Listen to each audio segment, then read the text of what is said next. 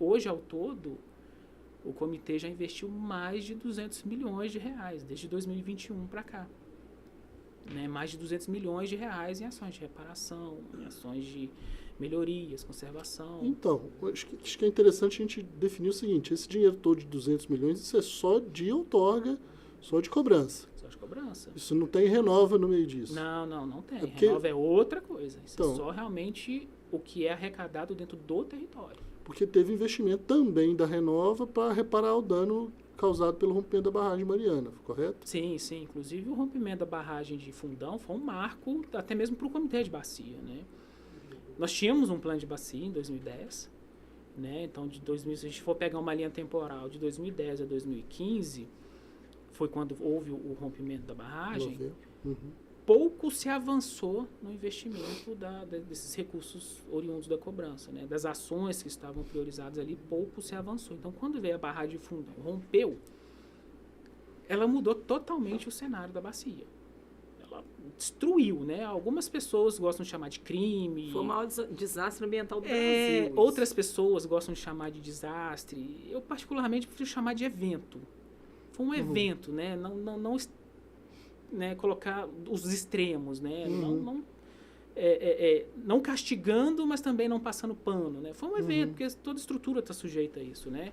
Ou falha na fiscalização, aquelas coisas, a gente nem entra nesse mérito, né? Mas foi um evento que teve um impacto muito grande. E foi justamente na cabeceira do Rio Doce, então na parte inicial do Rio Doce. Então, quando rompeu, ela veio destruindo tudo para baixo. Né? A gente teve aí 39 municípios que só estão na calha, que foram impactados. Eu lembro do episódio, tinha repórter que ficava, tipo, em Ipatinga, tá passando aqui agora. Aí um dia depois estava lá em Valadares, o barro tá aqui agora, um cheiro horroroso. Isso. E depois foi no dia 25 de janeiro de 2015, eu lembro perfeitamente. E foi uma coisa, assim, muito surreal, sabe? Valadares, por exemplo, que é a maior cidade da bacia, tem mais de 200 mil habitantes. E a captação principal era o Rio Doce. Então, quando a lama passou, parou tudo. Cortou qualquer tipo de abastecimento. Então, o município basicamente dependente de doações, né? Foi. Então, e assim, era um cenário de guerra, sabe? As pessoas fazendo fila para poder pegar água. Então, foi um negócio assim.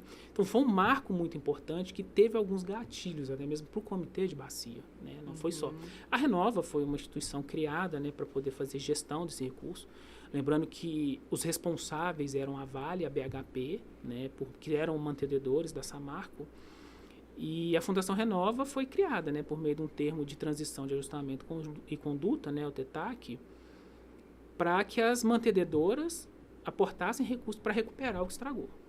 Né? Então, a Fundação Renova foi criada, e foram criados 37 programas, e aí teve bastante investimento dentro da bacia. Né? Hoje é importante frisar que a Fundação Renova ela não existe mais. Teve uma repactuação desse acordo de Mariana, então a Fundação Renova ela deixou de existir. E no meio desse bolo todo aí, né, a gente está falando de 170 bilhões de reais. Bilhões de reais, é muito dinheiro, sabe? Se você for pensar no montante monetário, é muito dinheiro para poder fazer muita coisa. Aí, Adriano, olha só, o que eu penso? Quando houve a discussão sobre o marco regulatório, eu estava falando assim, olha, nós precisamos de 503 bilhões de reais para universalizar o saneamento no Brasil. 503 bi.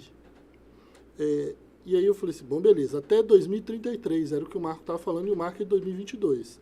2022 até 2033 seriam 11 anos. 53 bilhões em investimentos em saneamento em 11 anos. Meu irmão, não tem, aí eu já pensando assim, não tem empresa de saneamento para elaborar projeto para tanto recurso. Não tem no Brasil. No Brasil não tem, a gente não está preparado para isso. Aí vamos lá, então tem, os projetos vêm de fora, vai sair os projetos. Não tem empresa de saneamento suficiente para executar tanto recurso. Não cabe na minha cabeça ter tantos profissionais preparados para trabalhar com isso. Foi uma ideia que saiu da cabeça de alguém e falou assim, não, vamos. Até mesmo era um argumento para poder privatizar o sistema de saneamento, falando que o governo não investe o tanto que seria necessário para poder universalizar o sistema. Mas assim, eu queria aqui mostrar um gatilho para o engenheiro que acompanha a gente. que existe muita oportunidade nesse meio, né? Nós estamos falando aí que vocês gastaram 50 milhões. 56. 56. Só esse ano. Esse ano, aqui na Bacia do Rio Doce, a Samarco, através da Renova, investiram mais, acho que 38 bilhões. Né? Desses 170, 38 são bilhões. Bilhões, de 2015 até agora, de 2015 2024. Até agora. Já investiu, e ainda vai ter ainda mais os 132 bilhões para frente até terminar o acordo que eles fizeram lá. Tem muito recurso aí e não tem empresa suficiente para fazer isso. Então tá aí uma grande oportunidade para a gente poder trabalhar. Além de não ter empresa, né, a gente também está muito fragilizado por questões de profissional também. Né? Às vezes, né, nós estamos só falando só de pessoa jurídica, né? Falando também de pessoa física, sim, aquele profissional sim. que pega o projeto para poder fazer. E aí, Thiago, assim, eu vou até ser um pouco mais audacioso também, além da sua fala. Você falou de 513 bi até 2033, e aí pensando ali naquela estimativa de custo TCI, né, que uma estimativa tem até 30% para mais ou para menos, né? Então eu colocaria mais esse valor aí, sabe?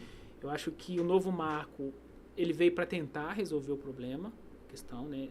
E assim, saneamento básico é saúde pública. Acho que esse é o ponto mais importante, sabe? Saneamento básico é saúde pública, é desenvolvimento social. Então, o novo marco, ele veio justamente para resolver essas lacunas que a gente tem, que são históricas mesmo, né? A Bacia do Doce hoje, por exemplo, tem menos de 20% do que é gerado, né? Que é gerado, coletado, do que é coletado, menos de 20% recebe tratamento. Então, o novo marco veio para resolver essas questões, só que ele veio, na minha percepção, ele veio na forma errada, né? Ele veio com umas metas muito audaciosas, e aí esgotamento sanitário, atendimento de 90% da população urbana. Assim, é importante, né? Mas a gente tem problemas, né? Urbanos mesmo, né? O crescimento desordenado, mobilidade urbana.